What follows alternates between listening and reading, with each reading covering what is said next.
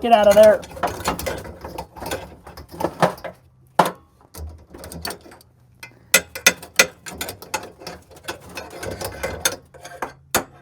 Come on.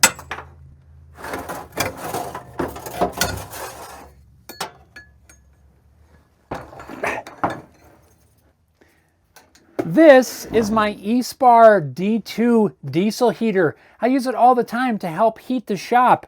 Unfortunately, it's been broken for several weeks now, and while I've been hoping that it was going to fix itself, it's just not going to happen. So we're going to have to tear into it. I am tired of it being quite so cold in here. Even though the weather's getting warm, I still need some heat occasionally. We got to get this thing back up and running. Today we're going to tear it apart, figure out what went wrong, get it back up and running. I'm Jeff. You're watching Home Built Workshop. Make sure you stick around.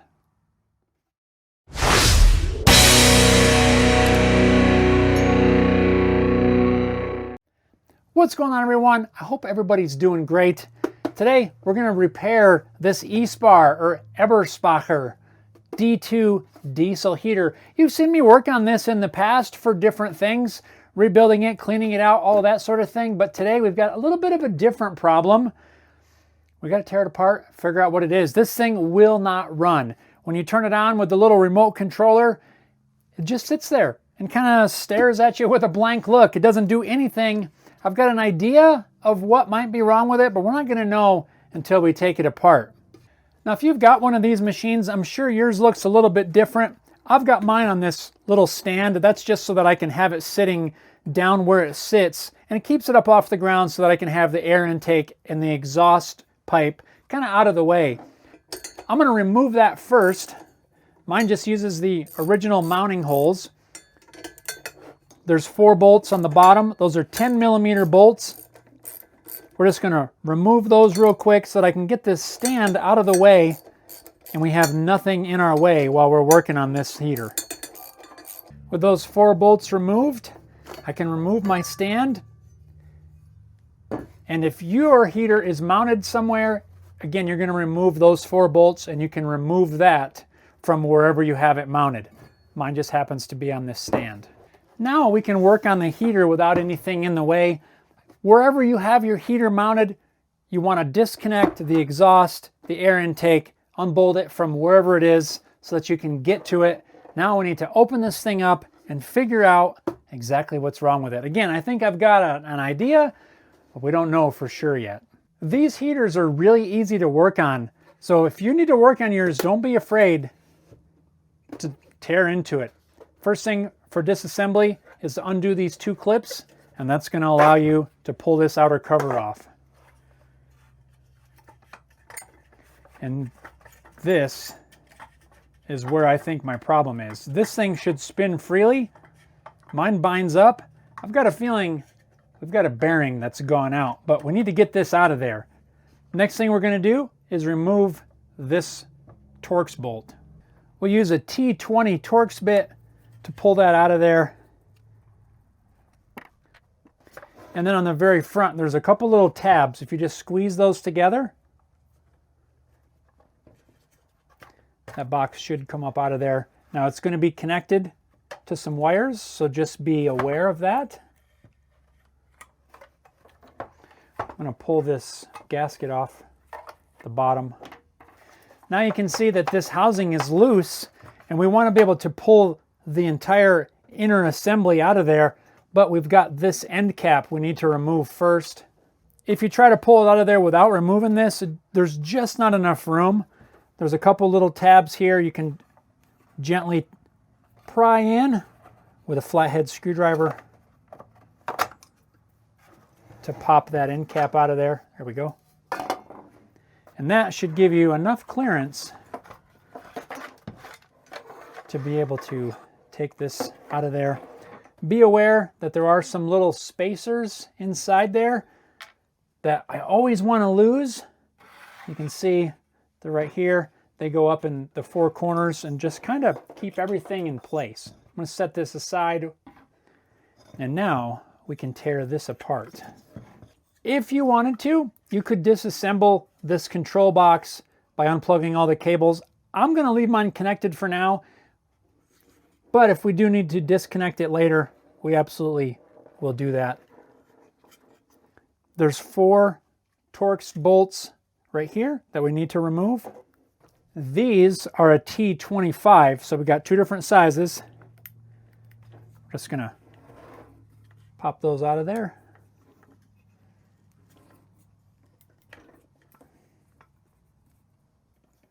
This would be a good time to install a maintenance kit, but I did not pick up a maintenance kit for this particular machine. I did service it not all that long ago, so hopefully everything will be okay. But if it's been a while since you've serviced yours, might be a good time to put a service kit in there at the same time. I've got a whole video on that. I'm going to link down in the description. With those 4 screws removed, we should be able to pop that off of there.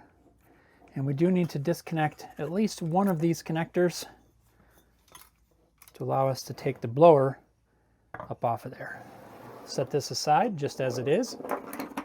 Throw half the tools on the floor. And I think this is our culprit.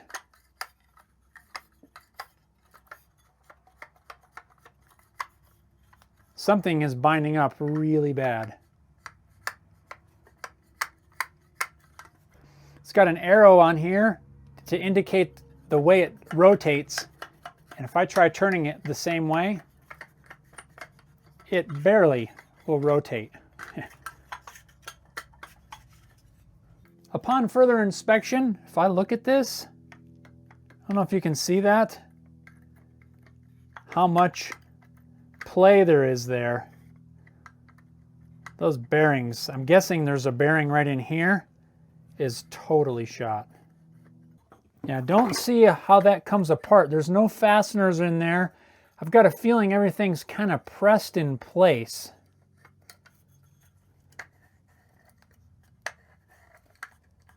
That's absolutely the problem though. To get a replacement, you've got a few options. The first off is to buy the genuine Espar brand, the direct replacement. You know it's going to fit, you know it's going to work well because it's brand new. You can also get some import knockoffs that are quite a lot cheaper. Now I can't speak for the quality of those. Probably get your heater back up and running. Who knows how long it's going to last though, and really, you're going to run into this again? I don't really know. There's also another option, and that's the route that I'm going to take this time around. I decided to hit up eBay to see what we could find.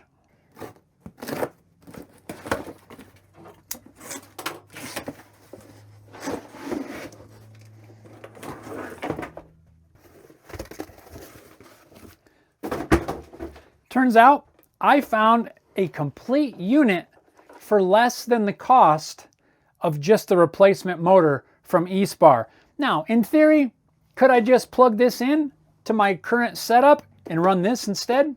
Yeah, I absolutely could. But would that show you how to replace this blower motor? Not really.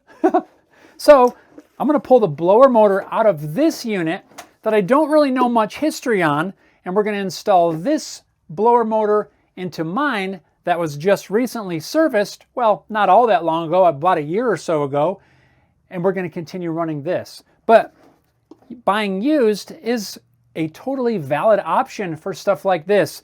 Again, I could just plug this in, and if that's the route you want to take, by all means, go for it. It's a lot quicker. Just plug it in, boom, you're back up and running. But we're going to take this apart exactly like I took this one apart, swap the motors out.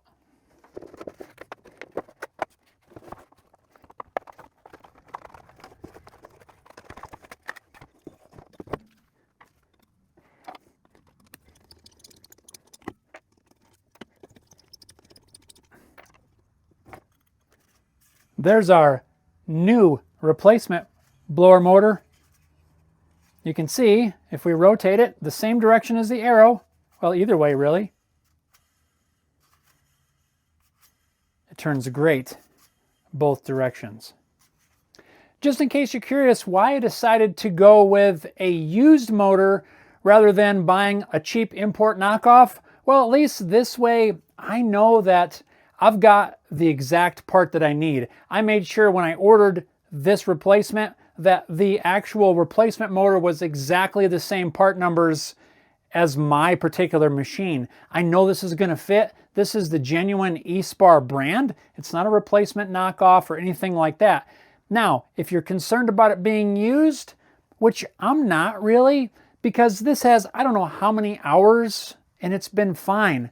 So I have no worries putting in a used part for this kind of application. But if you are, that's totally fine. And you want to order maybe the genuine part or a knockoff replacement, by all means, go whatever route that you're comfortable with. For this, I'm completely comfortable using a used piece. Now, one thing of note is that maybe you're using this actually in a truck to keep your sleeper cab warm. That's what these are designed for. If that is your application, and if your heater goes out, it's potentially a life or death situation, maybe you're in the cold or something, then you might want to consider using the actual genuine piece. Me here in the workshop, if this thing goes out some other time, worst case, my hands are cold when I'm working on something, but I'm not in any life or death situation. But if that's a concern, I definitely would probably run the replacement genuine part. For my application, a used piece is going to be just fine. Your circumstances and situation may be different. Let's put this back together. No matter what part you have though, whether it's a new replacement, a used replacement, or maybe it's a cheap imported knockoff, the process of reassembling this is not going to change. The first thing to make sure is that this little gasket is in place and it's not damaged. Then we're just going to drop our new blower motor in place and reinstall the 4 screws.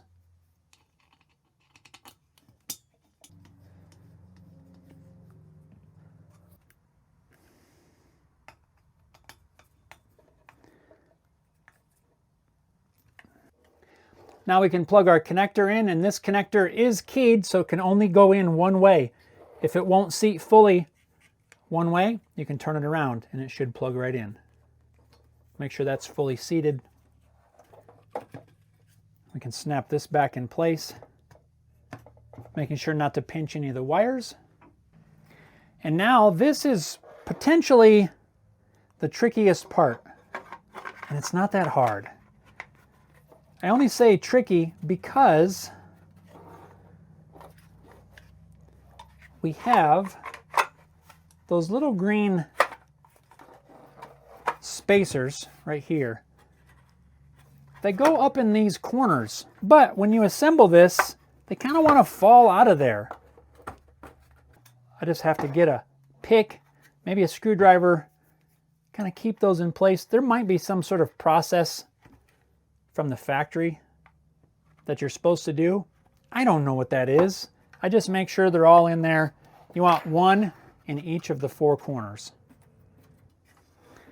Now we can pop our end cover on, and this is the one that has the little nubs. Now the way I put mine on is I put the nubs on the side where there's the notch here for a screwdriver. Mine has a side with no nubs and a side with nubs. It'll go on either way, but I put it on with the nubs here. That way when you pry this with a screwdriver, you're also freeing the nubs. The one I just took apart had the nubs on the top. That does make it quite a bit harder to take apart. One last check. Our fan spins beautifully. Put our top cap on. We are almost done, almost ready to fire this up.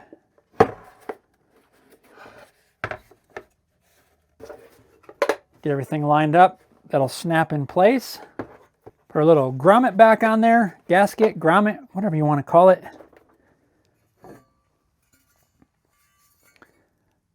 I'm going to put mine back on the stand.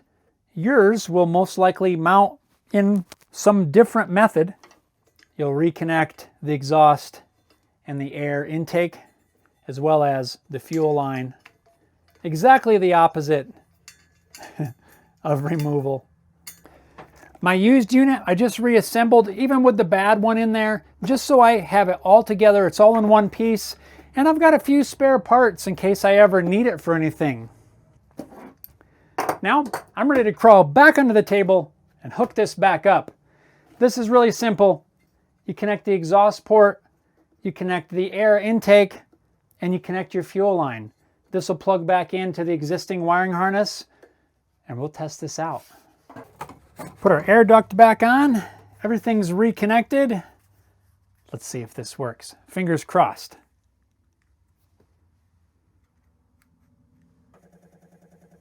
I hear the fan starting up. That's good. The other one wouldn't do that. Just going to give this a second for it to get fired up. We'll make sure we got good airflow, check the temperature, we'll be done. Once the heater gets up and running, we've got great heat.